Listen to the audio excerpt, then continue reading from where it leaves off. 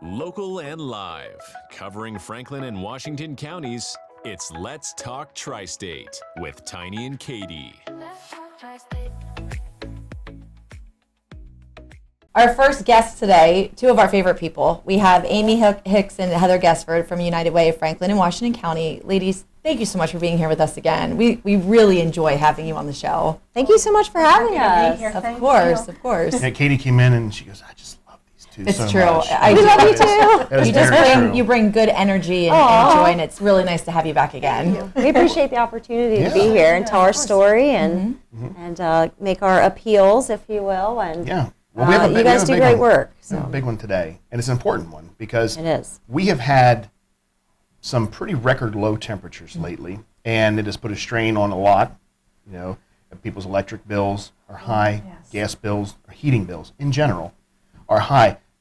We're in the season where you want to obviously be around your family, in the comfort of your home, and yet there are those who can't afford those bills to simply heat their home, something that we take for granted.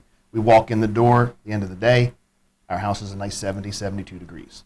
We go to sleep at night, same thing. We can adjust that, we don't have to think about it. A lot of people have to think about it, Yes. and whether or not there's going to be presents under the tree or heat in the house. Yeah. And typically the United Way likes to step in with that. We do. But this is where the appeal comes in.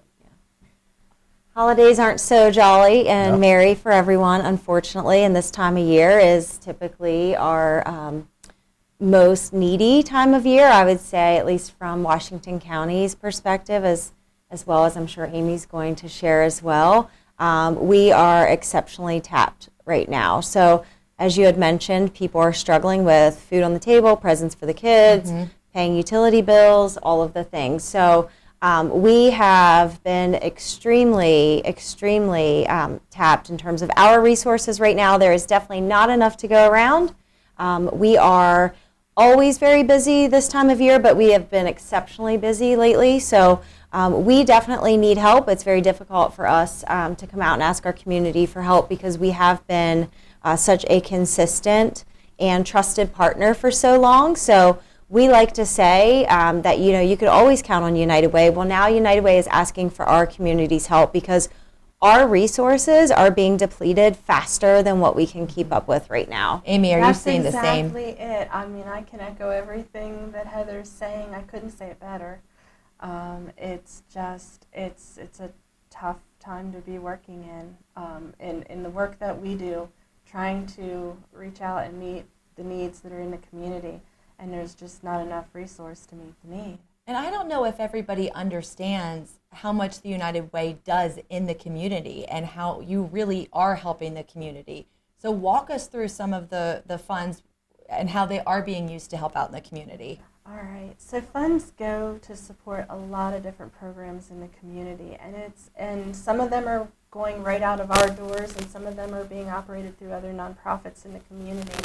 But it's everything from trying to provide housing resources, trying to provide food, trying to step in when there's some kind of a crisis, emergency shelters. It is childcare. It's healthcare. It's like there's just so many places where families come up short, and there's a United Way program of one sort or another in one of our communities that's trying to step in and pick up the gap. And most of the time, the people we're working for are working as well. I mean, that's one of the really challenging pieces is it's working families that are trying everything they can to make ends meet. We're working to try to fill in gaps, but it's a real challenge point right now. What percentage of people are you seeing in your respective communities that don't have the financial requirements to meet their basic needs? So we both use a study called ALICE, which creates a framework where we can take a look population-wide, and it creates a framework for what it costs to meet the basic needs for a household in our communities respectively, and it's different because we're in different communities. But I know in Franklin County, it's 34% of our population can't quite make ends meet even if they're working. Yeah, and in Washington County, we've actually seen a significant spike. So We are at 43% right now. That is the highest that we've been in the past 14 years since we've been measuring our United for Alice project. So in just 2 years' time, that's jumped up 3%. And that's been the highest spike in the entire state of Maryland for our Alice population. And that Alice is asset limited, income constrained, and employed. So that's your working poor. Right. They're living paycheck to paycheck. They just can't make ends meet. They're living just above that federal poverty line. So they don't qualify for assistance. And they don't oftentimes know where to turn. And they typically don't have any reserves to draw on. Sure. You know, there's no savings, there's no Yep. to fall back on when things get And hard. it's not even the old adage we hear, paycheck to paycheck. Yes. When your paycheck's not enough to cover your basics, it's not even. It doesn't make Yes, it. the paycheck's going to, that's Yeah. nice when it comes in, but even that's not enough. Yes, and we have Alice population who is one medical bill away from poverty. So that's typically what we see with the Alice population. It is that high heating bill that they weren't expecting. It is that medical bill, that copay that was extremely high, or that prescription that they needed to buy, or that vehicle breakdown. Those are typically those top three things that we see that impact Alice, that the vehicle they break down, it's a transmission that needs to be repaired, then they can't make it work because they don't have reliable transportation. So these are all everyday factors for those Alice individuals, and these are things that we all go through every single day. But this is what kicks Alice into full-blown poverty. And this is what people don't realize. And again, if you're living paycheck to paycheck and all of a sudden you have a $400 heating bill, or you have $1,000+ automotive repair. I mean, I just had to put tires on my car and it was $1,200.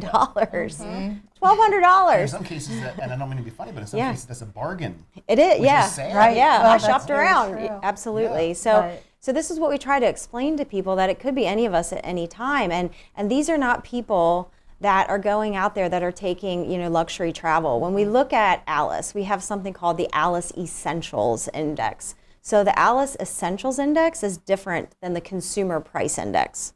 Consumer Price Index includes retail and luxury and travel. Okay, the Alice Essential Index literally just measures those hierarchy of needs. So food, shelter, insurance, things like that. The basics. what The you absolute see- basic budget. Their expenses, the expenses when you're only covering the essentials is actually rising at a faster rate than the regular consumer price index. It's very frustrating, actually, because when you look at families that have already eliminated vacations, they've already eliminated going out to dinner and those kinds Any of kind of all the luxury things is that you gone. think, okay, maybe you could cut this, maybe you could cut that, but no, because the costs are increasing at a higher rate when you cut those pieces out. I mean, we've often heard people say, well, I'll just cut out Starbucks, Yeah. to Right. save a few dollars and brew at great home. idea. We're Yeah. getting to the point now where people Yeah. don't even have the money to buy anything to brew at home. Yeah, through our Unite Against Hunger program, the majority of the families and the individuals that we're taking care of are actually the Alice families. They're not our soup kitchens and our food pantries. They are served through our traditional annual grant programs. So we're not taking care of them. They're just taken care of through a different program. United Against Hunger is taking care of those families that just through the rise of cost of living, that they're unable to afford just those basic household food budgets. And that has been a significant spike as well. So it's been really eye-opening. This past Thanksgiving, we actually fed 18 families that were 100% working. All of them were working and couldn't afford a simple Thanksgiving meal. It has to be just, I dare say, demoralizing almost. Very When embarrassing. you're working. Yes. And now, granted, I know United Way, I have no judgment, but I'm just saying, is that when you're doing everything you can, and you are ticking off all those boxes that you've heard your entire life, work Yes. hard, get a house, raise a family, and if you do those things, you should be able to succeed, maybe put a little back, American dream, Yeah. and yet they're they not just able economy, to do They it. just it's can't get just not ahead. working. Yeah. Yeah. And that has the. I hope that they don't. I certainly they- hope that all the help yeah. comes in that is needed. But I feel so. But that's what they bad. say. They say they're embarrassed. They say embarrassed, shame. They don't know where to turn to. Those are all words they say. And as Amy had just said, Or you'll hear, this is the first time I've ever had to call Yes. for help, because they're families that are typically taking care of their own. And it is. It's hard to make that call.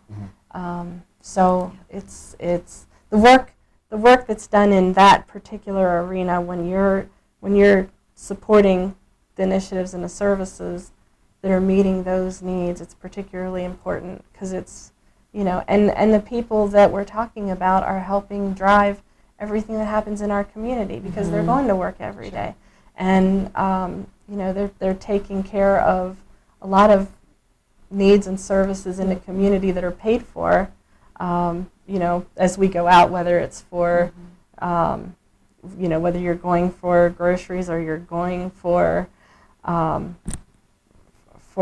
nursing care. The people that we're talking about are providing those services and at the same time struggling to make ends meet at home. So this time of year especially, I think everybody really wants to take care of their community, take care of each other. There's just something, obviously, I hope everybody feels that all year round, but it is something about the holidays where that spirit comes out a bit more. So how can we rally together to help the United Way to help our communities? I'd say put trust in the organizations that are doing the right thing, which is United Way. We have a long track record. Yeah. And we're well known in our community. There are a lot of businesses that have worked directly with us throughout the years, year after year. A lot of people have volunteered with us just in the past couple of months and over the past few years. And but what we really need is to raise funds because that's how we're able to directly impact the families and the services that are desperately needed in this community. Let me ask you this. Is it, I should have said this at the outset, is it that there's an uptick in the number of families that need help, or is it that the families that need help, the prices are such that it's more than it was last year or historically? So or is it yes, both? Yeah. it's both. I know in Washington County, housing specifically has been such a hot button issue right now. So the cost of housing is just skyrocketed. So it's multifaceted. So obviously the cost of living is outpacing the cost of wages. So there's just not as much opportunity in Washington County for working people. And I believe at this time of year, it all goes hand in hand because you said that the United Way also helps with healthcare. And I can imagine this time of year, it's cold. If you can't heat your house properly because it is so expensive, that goes hand in hand with getting sick. Also car problems. How many of us have more car issues in the wintertime? So it all really goes together. And I feel, this time of year is when it should be joyous and we're celebrating each other and we're able to buy presents if we can. But how many people are going through these extreme hardships at what is supposed to be the most joyous time of the year? And I think that we need to rally and support the United Way and support the community because you do such good. And First Standing Media has always been such a wonderful partner with you. And we believe a lot in you. Well, and I think this time of year, and it's not just because it's the holidays, we're here because we are not able to keep up. We are getting pummeled right now. In November, our transportation program, we dispatched 601 free rides. That was more than we did the prior 3 months combined. 601, and that is because people can't afford transportation in terms of gas, insurance, or their vehicles broke down. I just dispatched a new client on Saturday. It hit a deer. So when I say that, the appeal is because right now, it's not just because it's Christmas, it's because we are being taxed more right now. Our resources are being depleted faster than what we can keep up with because of the time of year. So it's, yes, because people are feeling more generous because it's the holidays, but more so because I know from our organizations that we are really getting more needs now than ever. And I know for Washington County, the programs that we're focusing on, again, is those urgent, essential needs. So we're not focusing on those long-term growth programs that we love and yes, we support. Right now, the ask and the appeal is those urgent, essential, immediate needs. So please trust in those United Ways because we're going to do the right thing. You're going to see a lot of people, you're already seeing them on the internet that are asking for help. There's a lot of fraud this time of year. There's a lot of people that are capitalizing on people's emotions this time of year, please trust in reputable organizations. And we don't want the folks who are calling for assistance, is already tough enough. We don't want them to have to hear no. We don't want the United Way to have to say no. There's no money tree. Right. And we are running out of funds for specific programs, period. And we've had to say no. And if you don't donate to United Way, you cannot be upset.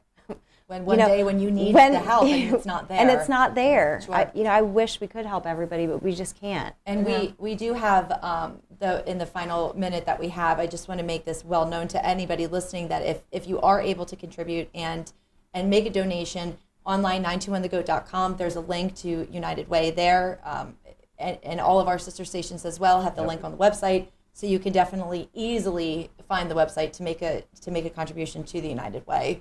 Yeah, and we're Thank so you glad for that- making that yes. connection Yes, for us, because absolutely. it makes it a lot easier for people. Absolutely. Our area is very giving. A lot of it's education, not knowing. If you were looking for a place to park your donation dollars as we're coming to the end of the year, maybe you're a business, get in touch with the United Way, Washington County, Franklin County. Amy and Heather, thank you so much for being here. Thank you. Thank you. We do wish you happy holidays. And Thank you so much. But we know you bring this home. So Thanks you for know, what we'll thanks be for what praying you for do. as well. Yeah, you Appreciate guys you. are great.